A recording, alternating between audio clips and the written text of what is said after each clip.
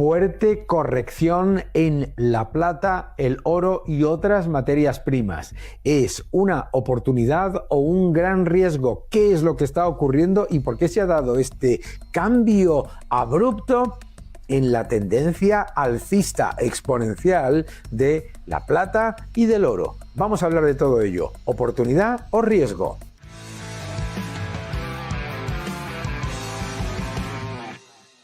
La volatilidad es el precio que pagamos por buenas rentabilidades. ¿Y qué es lo que está ocurriendo? Que hemos visto un episodio de libro de lo que se llama una apuesta concertada, de lo que es un crowded trade. ¿Qué es esto de una apuesta concertada o una crowded trade, una apuesta abarrotada, podríamos llamarlo? Bien, lo que es cuando se toman posiciones muy fuertes alcistas con una posición bajista financiando a esa apuesta con enormes niveles de endeudamiento. En el caso de la plata ha sido muy claro. Fíjate lo que escribía en mi artículo de Tomorrow's Affair. Acompáñame. La volatilidad de la plata y el rebote potente del dólar muestran el riesgo que se genera con estas apuestas fuertemente apalancadas y muy concentradas. Lo que sabemos es que los datos reflejan que ha habido un fortísimo aumento de esas apuestas en la plata y hemos visto cómo ambos, la plata y el oro, también el petróleo, subían de manera exponencial, prácticamente el doble de lo que era su tendencia natural. Esto es muy importante porque se genera un factor relevante, que es que la debilidad que hemos visto en estos últimos días viene fundamentalmente de la reversión de esas apuestas apalancadas. Os voy a explicar lo que ocurre. Lo que vemos es primero que había una apuesta concertada en contra del dólar que ha empezado a darse la vuelta cuando el secretario de Estado Scott Bessent ha dicho que no va a rescatar al yen y a la vez la nominación a la Reserva Federal del candidato del presidente Trump se ha visto de manera positiva por el mercado. Eso, añadido a datos macro de Estados Unidos más positivos, ha cambiado esa percepción excepcionalmente y no justificada negativa con respecto al dólar que tenían muchos inversores. Pero habían tomado posiciones muy bajistas con respecto al dólar, pensando que el dólar solamente se podía debilitar, muy apalancadas con muy poco capital, además tomando una posición alcista en plata y en oro en particular. ¿Qué es lo que ocurre? La plata tiene muy poca liquidez y entonces cuando el dólar empieza a rebotar, lo que ocurre es que las pérdidas que se generan exigen mayor colateral por parte de los brokers que están dando esas apuestas. Muchos de esos inversores a corto plazo no pueden cubrir las necesidades de colateral y entonces tienen que cerrar la apuesta. Por lo tanto, tienen que vender plata, aunque sea a cualquier precio, no sabemos si a pérdidas alguno, y adicionalmente tienen que cubrir sus posiciones negativas en dólar y el dólar rebota más fuerte. Bien, lo que vemos es con los datos de lo que ha sido la fuerte entrada de posiciones en este sentido ha sido lo siguiente. Fijaos, según los datos de la CFTC, las posiciones negativas contra el dólar aumentaron en 4.000 millones de dólares en enero de 2026. Una fortísima posición en contra del dólar que se utilizaba para además tomar posiciones alcistas en la plata o el oro ante el miedo de que el dólar perdiese su posición como moneda de reserva global, ¿verdad? ¿Qué es lo que pasa? Obviamente que esa narrativa antidólar del consenso plañidero y esa repetición constante de mensajes que tienen más que ver con lo que algunos quieren que ocurra que con lo que está ocurriendo no tenía ningún tipo de elemento fundamental. ¿Qué hemos visto? Número uno, la demanda de bonos de Estados Unidos no solamente no ha bajado, es que ha subido. Efectivamente, la demanda de bonos de Estados Unidos, la demanda de bonos soberanos de Estados Unidos no solamente no ha bajado, sino que, como podéis ver aquí, está en más de 2 veces la oferta. Es decir, la demanda de bonos de Estados Unidos supera en 2 duplica a la oferta de los mismos, tanto en el tramo de bonos a 2 años como el de 10 como el de 30, entre los 2,3 y 2,5 veces la oferta. Muy importante. Así, la reversión de la apuesta negativa contra el dólar ha llevado a que corrija inmediatamente aquellas materias primas que habían estado beneficiadas. Y, por ejemplo, el petróleo, a pesar de la fortísima sobrecapacidad que hay en el mercado, había subido prácticamente un 15% solamente en un mes. Y en el caso de la plata y el oro siguen subiendo de manera muy relevante en lo que va de año. Vamos, estamos hablando de una subida en el caso después de toda la corrección que se mueve entre el 7 y el 10%, que no está mal en cualquier caso. Efectivamente, el oro ha bajado en esta última sesión y ha tenido una bajada significativa, pero la tendencia a largo plazo se mantiene claramente intacta y desde luego los fundamentales, todo lo que tiene que ver con la demanda de bancos centrales que sigue siendo creciente, las limitaciones de oferta y la demanda global de oro como activo de reserva se mantiene y por eso el oro no pierde ese nivel relevante de lo que es la tendencia alcista de los últimos 5 años. ¿Qué es lo que ocurre con la plata? La plata tiene un factor más diferencial que el del oro en términos monetarios, es decir, no es tanto una apuesta a la destrucción monetaria como una apuesta a un entorno que podríamos llamar más de industria, es decir, lo que tiene que ver con la mejora de la transición energética, la demanda para vehículos eléctricos, la demanda para inteligencia artificial, etcétera.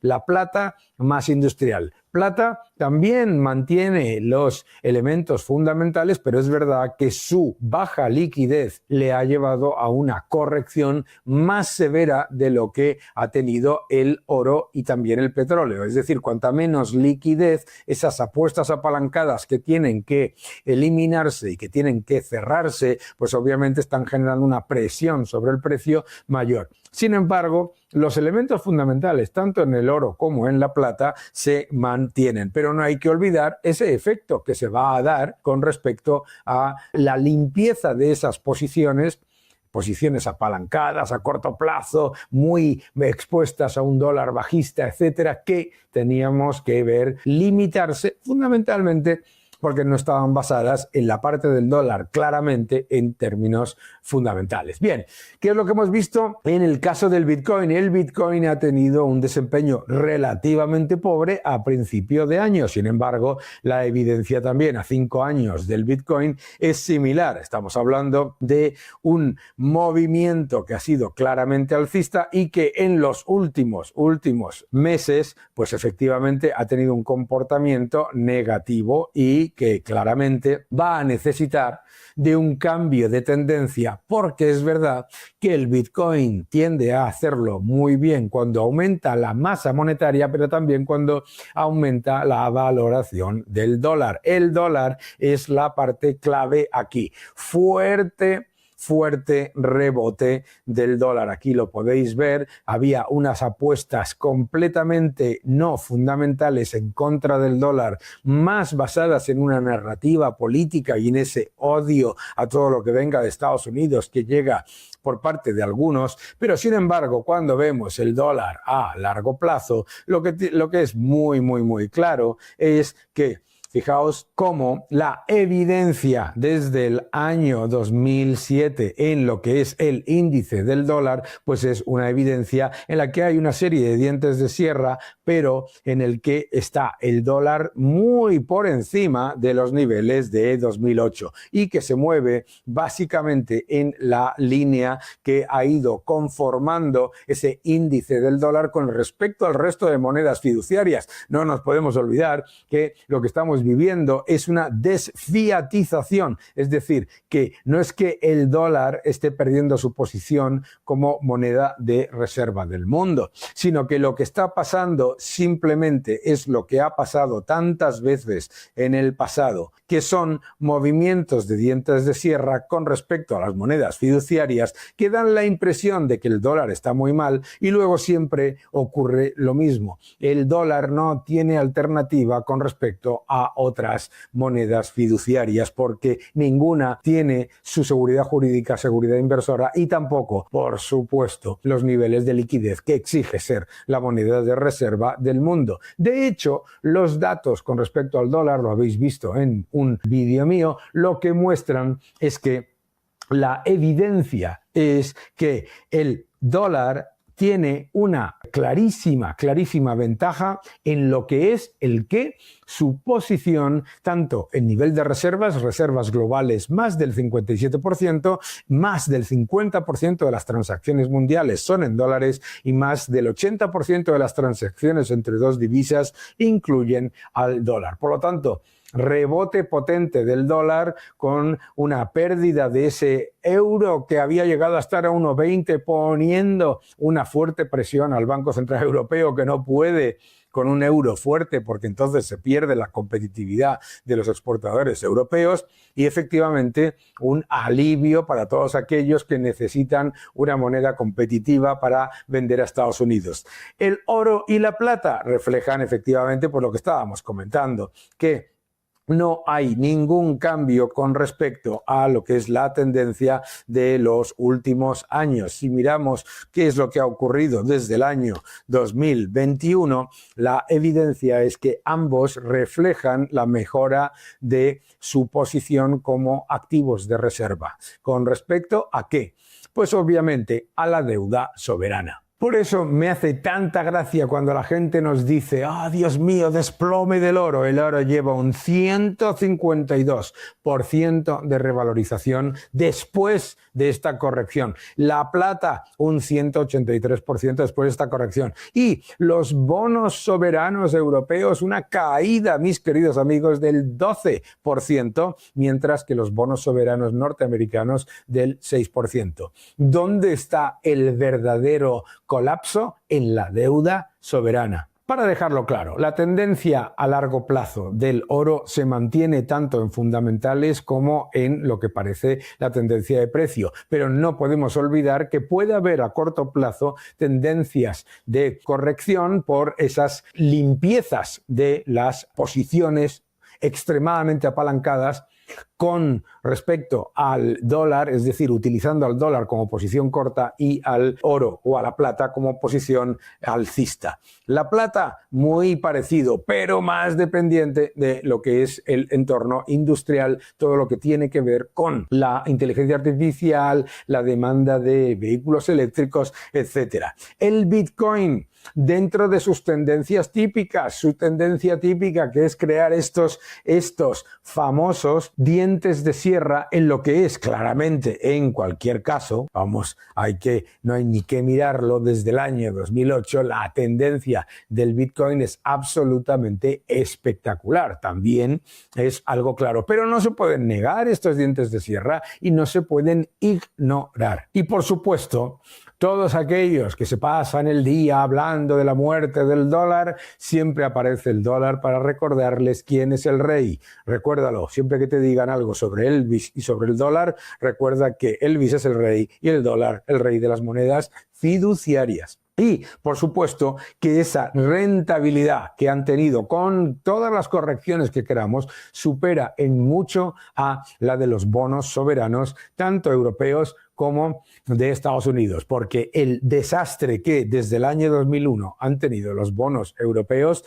ese es el que realmente importa a la hora de hablar de colapsos. Por lo tanto, hay que poner en contexto lo que es una corrección severa, liderada por apuestas muy a corto plazo, muy apalancadas y sobre todo muy poco fundamentales en la parte corta, la visión sobre el dólar. Y sin embargo, los elementos fundamentales todavía se mantienen. Por lo tanto, son correcciones que merece la pena mirar sabiendo que en cualquier caso queda tiempo todavía y puede haber todavía oportunidades dado que no se han limpiado todas esas apuestas demasiado apalancadas y exageradas en contra del dólar con respecto al oro y la plata.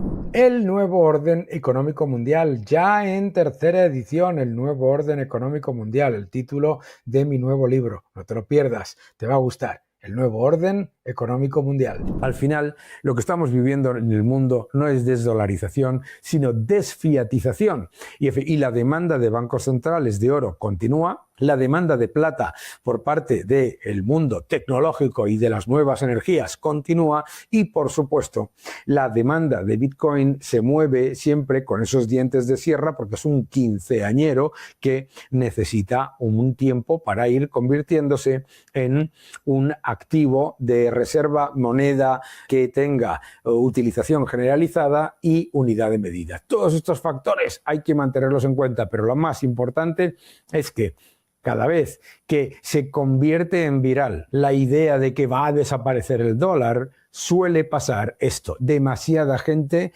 creyéndose narrativas que son solamente políticas por animosidad hacia el presidente de Estados Unidos en este caso. Fíjate qué curioso que con el índice del dólar a 97 te hablan del desplome del dólar y con Obama te decían que a 87 era un dólar competitivo.